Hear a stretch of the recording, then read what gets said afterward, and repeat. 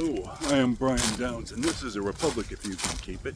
It is February 22nd, coming in from Orlando, Florida, a few minutes after 5 in the afternoon, in the year 2026. And the Supreme Court has struck down President Trump's Liberation Day. Yes, President Trump's tariffs were illegal and unconstitutional, and still are, in fact. This was obvious to anyone, any functioning adult, who could at least have the Constitution read out to them in any language that they were capable of understanding when they hear it read. Congress has the power of the purse. Congress has the power to impose taxes, tariffs, or taxes.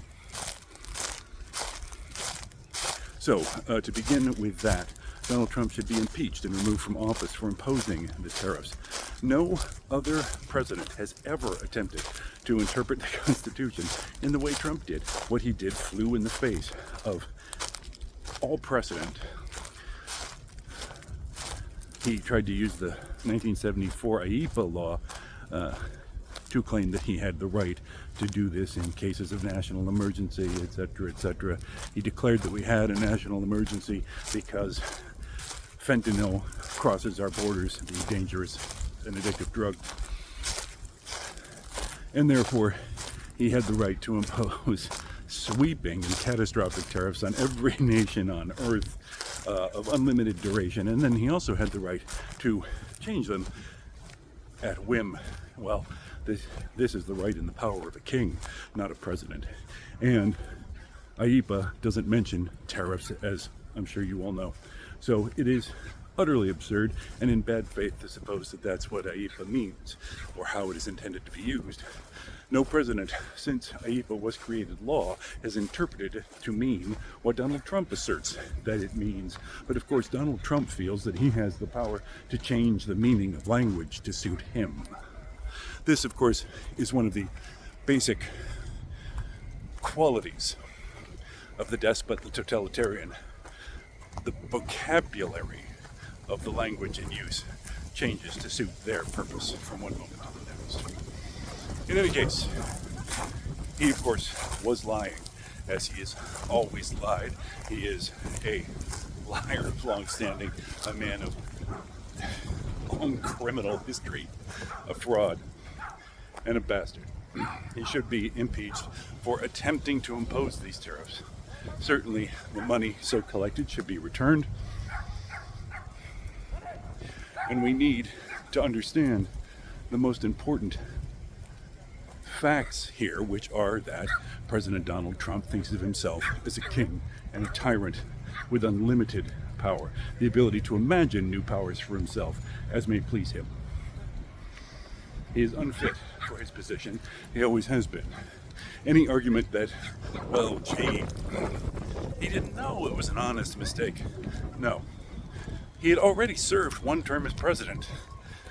He had 4 years' experience on the job before Liberation Day. He had access to any number of lawyers, experts, economists, historians who would be happy to tell him that no, these tariffs are illegal, unconstitutional, corrosive to liberty, and a dereliction of his duty. But he did them anyway. And now, of course, regrettably, President Trump, when I say regrettably President Trump, I mean President Trump, who was regrettably in the position that he's in the Oval Office, is now excoriating the Supreme Court for doing their sworn duty and saying, oh, well, I have at least some power to impose tariffs. And yes, it appears that the president has some limited power under some circumstances. And so now he's raising tariffs on all the countries in the world to a minimum of 15% to prove that tariffs work, except that tariffs, of course, do not work. Tariffs as a tool of economic policy were largely abandoned in the 19th century because they're dumb. All a tariff does is invite reciprocal tariffs. I say, oh, I'm going to charge a 10% tariff on your mangoes, and you say, well, I'm going to charge a 10% tariff on your cotton. And now everybody is just kicking everybody else in the dick, and pretty soon we're all limping. But Donald Trump, of course, can only be himself, the shittiest kid in the 4th grade. He thinks that he's got the biggest foot and the smallest target, which is to say the tiny little dick. And so he will go around imposing his will on everyone, and everyone will beg him for mercy. Well, the damage is all around us. Inflation is up, unemployment is up, the cost of living is up. I have seen statistics saying that these tariffs have cost the average American family an extra $1,500 this year, which is devastating. What does that mean? Now, if you are very poor, of course it is a catastrophe.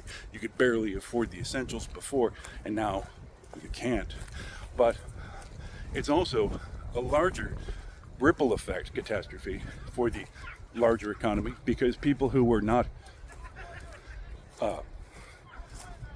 in poverty, in an economic emergency already, people in the middle class who can afford the essentials and who can afford to pay more for food and electricity and other things, say, okay, I will pay more. Sure, I can afford that.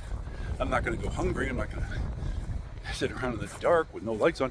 But what they do is then decide not to spend money on other things, on travel, on a new laptop this year, on new furniture, that sort of stuff.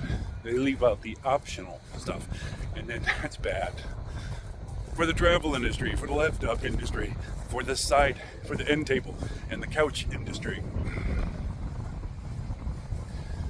So the tariffs are terrible. They have created great controversy and conflict, even in our relationships with other countries, even with our closest allies, like Canada. How is it possible to fuck up your relationship with Canada? I have known many Canadians, and all but, like one of them are very polite. So the tariffs are a disaster. They cause great economic havoc. They encourage other nations to trade amongst each other and not with the United States. And yet Donald Trump doubles down. Why? Because the Supreme Court, which is one of our branches of government that exists in part to make sure that the executive branch, which is to say the tyrant behind the resolute desk, Donald J. Trump, doesn't seize power for himself like Ming the Merciless on a bender. Because someone has smacked this shitty little fourth grader's hand and said no, he says yes. No one tells me no. I will cause more trouble, more suffering, more privation in global markets because I'm angry. The tariffs don't work, they never have. They're also illegal, and yet Trump will do it again and do it some more and do it as much as he can because he is a tyrant, or he wishes to be, and so is unfit to be the president of this nation. Now, this creates an interesting difficulty because Trump, of course, will order tariffs and order the tariffs be imposed and continued and raised and so on. But then, well, of course, more impeachable offenses.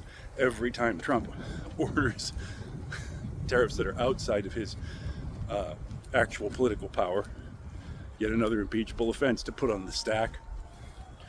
Also, if he orders illegal tariffs, the people who would carry those tariffs out are subject to the law. Those people can simply say, I won't do that, it's illegal. And if he then fires those people will have redress in the courts. Now, the president does have, as we've just discussed, certain powers, certain limited powers to impose limited tariffs of limited duration. And he's going to fling those around in his childish tantrum until someone makes him stop. Here we are in February of 2026. Whomsoever is in a position to remove Donald Trump from the presidency through impeachment or the activation of the 25th Amendment and has not done so and is not actively working toward that goal every minute of every day is in dereliction of their duty to the nation. He is a criminal, a fraud, and a dementia patient, as is increasingly obvious. He has been a repulsive little goblin all his life. I've said before, I will say again, I remember as a child watching Donald Trump speak on television about what a smart businessman he was, and I was captivated. I was I was really caught right there, looking at him, thinking, what's going on? There's something here. There's something extraordinary. What is happening? I feel I'm on the edge of understanding something. I know what it is. This man on the television, this is what my dad means when he says that people are full of shit.